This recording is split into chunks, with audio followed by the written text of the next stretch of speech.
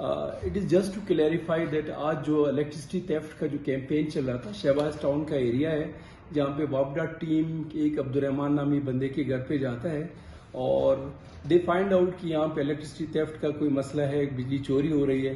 تو ظاہر police security جو ان کے ساتھ تھا تو وہ ان کو کہتے ہیں کہ جی اس کو ہر صورت ہم نے پولیس تھانے لے جانے کارروائی کرنے کے لیے.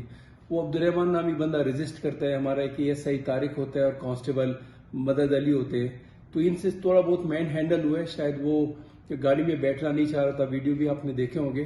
تو ان کو ہم نے سسپینڈ کر دیا، اپنے ASI کو بھی سسپینڈ کر دیا، اپنے کانسٹیبل کو بھی سسپینڈ کر دی اور they are in quarter guard and SSP operation is going to conduct an inquiry.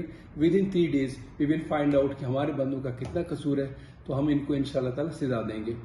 اور جہاں تک فیوچر پلان کا ہے، IG صاحب کے کلیئر کٹ انسٹرکشنز ہیں کہ لوکل پولیس جو ہے نا وہ وابڈا ٹیم کے ساتھ صرف اس لیے جاتا ہے کہ اگر ان کو کوئی مسئلہ ہو تو ہم ان کی حفاظت کر سکیں، نہ کہ خدا نخواستہ ہمارے ہاتھوں کسی کی بے عزتی یا توقیر ہو.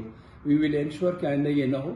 اور اس سلسلے میں ہم اپنے آفیسرز کی ایک میٹنگ بھی کال کی ہے اور سب کو each and every one has been known about it کہ آگے یہ نہیں ہوگا. انشاءاللہ تعالی ہر ٹیم کے ساتھ جو آفیسرز جائیں گے ان کو ہم بریف کریں گے کہ آپ نے کس طرح عوام کے ساتھ آپ کا برتاؤ کس طرح ہونا ہے.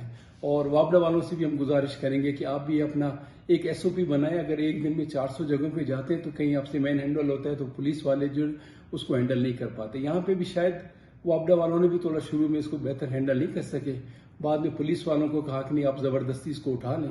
ویڈیو کا آدھا کلپ شاید وائرل ہو گیا، آدھا کلپ جو ہے نا وہ سینسر ہو گیا، لیکن ہم اس طرف نہیں جاتے. آگے پولیس والوں کے لیے ہم نے بہتر طریقے سے ہم نے اپنا SOP ڈیزائن کیا ہے. آج بھی ہم ایک میٹنگ کریں تاکہ آگے یہ بہتر طریقے سے احسن طریقے سے یہ کیمپین چل سکے. Thank you very much.